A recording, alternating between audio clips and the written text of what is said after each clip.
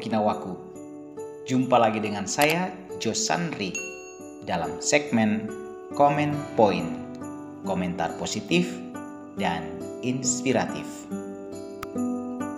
Kali ini saya akan bersharing tentang 5 sifat yang dapat membuat hidup tidak tenang.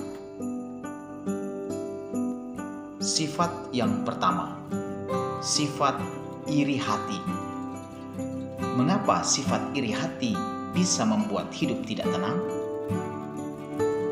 Karena orang yang iri hati akan gelisah ketika melihat keberhasilan orang lain, terutama orang yang dianggapnya sebagai saingan. Dia akan berusaha mencari cara untuk menyaingi, bahkan menjatuhkan orang tersebut.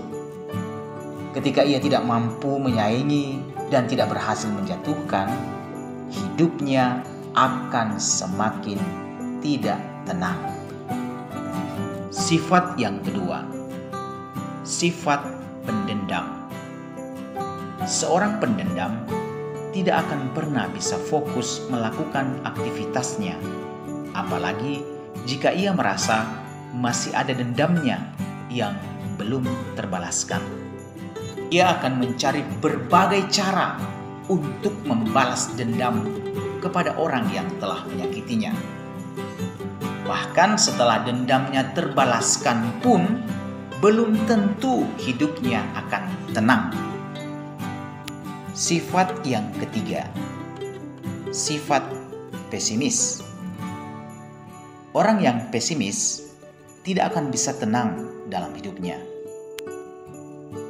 Karena hati dan pikirannya hanya diliputi oleh kekhawatiran yang berlebihan, merasa tidak percaya diri, dan bahkan bisa sampai pada rasa putus asa atau kehilangan harapan.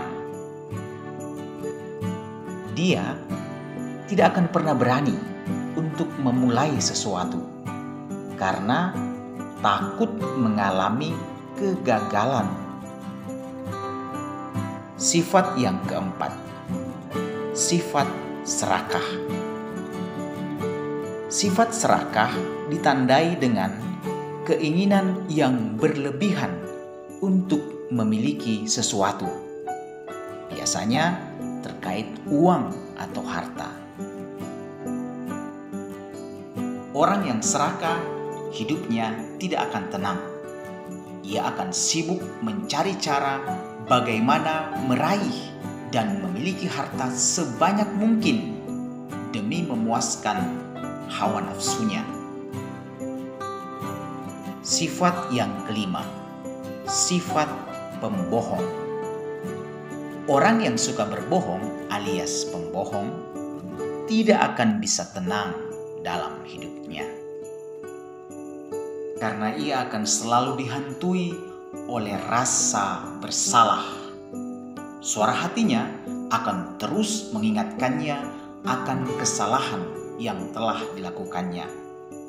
Ia juga akan sering merasa khawatir atau takut jangan sampai kebohongannya terbongkar.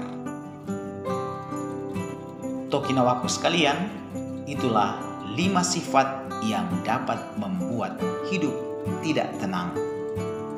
Kalau mau tenang, hindari kelima sifat tersebut. Semoga bermanfaat. Terima kasih atas perhatian dan dukungannya. Sampai jumpa di konten-konten selanjutnya.